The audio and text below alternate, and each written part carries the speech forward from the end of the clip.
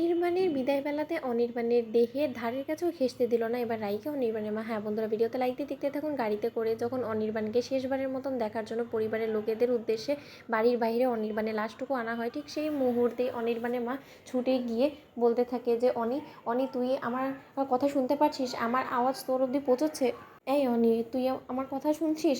অনি, তুই আমার কথা উত্তর দিছিস না কেন বলতো? বাবা, তুই তো আমাকে যাওয়ার আগে বলে গিয়েছিলিস যে মা আমরা সুস্থ সবলভাবে ফিরে আসবো, মা তুমি একদম টেনশন করো না। তাহলে এবেলা তুই তোর কথা রাখতে পারলি না অনি? তুই এরকম কেন করলি বলতো? আমি তো তোকে বারবার করে বারণ করেছিলাম, আমার কথাটা তুই শুনলে তো আজকে তোকে এরকম করে নিথর দেহ হিসেবে ফিরে আসতে হতো না, তাই না?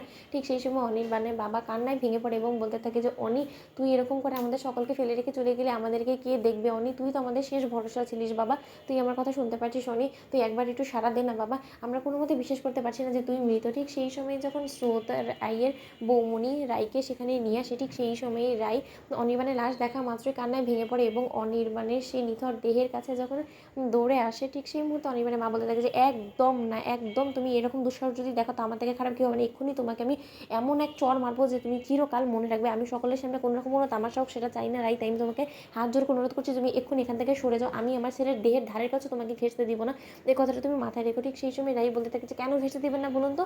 আমি বারবার করে যেখানে কিনা বলছি যে আমি অনির্বাণের মৃত্যুর পেছনে দায়ী নয়, দায়ী নয়, তার সত্ত্বেও আপনি কেন আমাকে দোষারোপ করছেন বলুন তো? আমার স্বামীর শেষ বিদায়বেলাতেও যদি আমি ওর কাছে না থাকতে পারি তাহলে স্ত্রী হিসেবে আমার কি অধিকারটুকু রইল বলুন তো?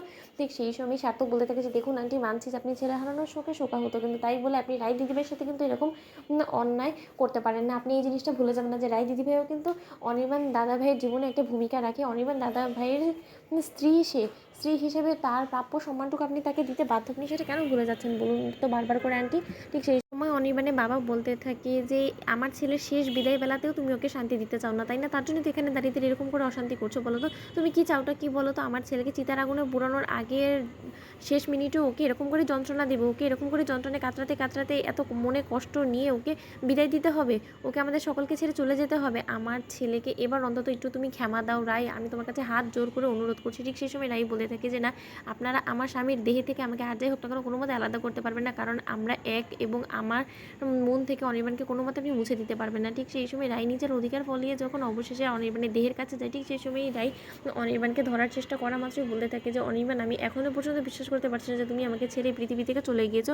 আমি এখনও মনে প্রাণে এটা বিশ্বাস করি যে তুমি এখনও পর্যন্ত বেঁচে আছো এবং তুমি কোথাও না কোথাও থেকে অবশ্যই আমাকে দেখছো এবং আমার কথা মনে করছো। তোমার মন থেকে কোনোদিনও তুমি আমাকে মুছে দিতে পারবে না, আর আমি যে কোনো মূল্যে হোক না কেন তোমাকে অবশ্যই খুঁজে বার করবো। অনির্বাণ, তুমি আমার কথা শুনতে পারছো?